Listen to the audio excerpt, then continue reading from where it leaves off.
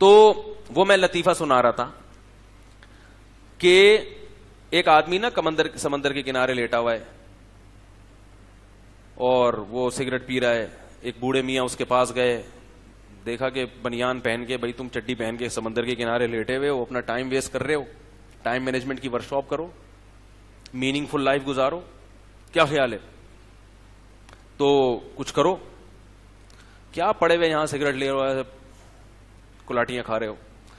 تو اس نے کہا میں کیا کروں گا ٹائم کو بچا کے, ٹائم کو مینج کر کے میں کیا کروں گا. انہوں نے کہا بھائی تم پڑھو, پہلے تمہیں پتا چلے گا کہ میننگ فل لائف گزارنے کے لیے کیا چیزیں ضروری ہیں. تو پھر وہ کہ میننگ فل لائف کیوں گزاروں ہے بھائی؟ اچھا وہ گزارنے کے لیے میں کروں کیا؟ انہوں نے کہا پہلے پڑھو, میٹرک کرو. اس نے کہا پھر کیا ہوگا؟ پھر انٹر کرو. پھر کیا کرو؟ B com, B S C, کچھ تو کرو. پھر ماسٹر کرو, پھر پی ایچ ڈی کرو. پھر کیا ہوگا؟ 16 سال لگ گئے اس میں. پھر کیا ہوگا؟ پھر اچھی سی جاب کرو, پیسے آئیں گے. پھر کیا ہوگا؟ پھر شادی کرو. پھر کیا ہوگا؟ یعنی شادی بھی تمہاری مرضی کی ہوگی جب اتنے پیسے ہوں گے. پھر کیا ہوگا؟ پھر بچے ہوں گے تمہارے. پھر کیا ہوگا؟ پھر انجوائے کرو لائف کو. تو اس نے کہا ابھی کیا کر رہا ہوں اس نے کہا کہ بولو بھائی, ابھی تو انجوائے کر رہا ہوں. آپ جو طریقہ مجھے بتا رہے ہو نا کامیاب لوگوں کی فہرست میں شامل ہونے کا, اس میں 16 سال لگیں گے.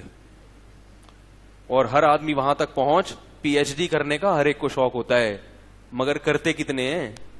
ہمارے ایک دوست کو سی اے کرنے کا شوق ہوا, بیچاروں کی آدھی زندگی سی اے کے چکر میں ہی لگ گئی, ابھی تک سی اے نہیں ہو پایا.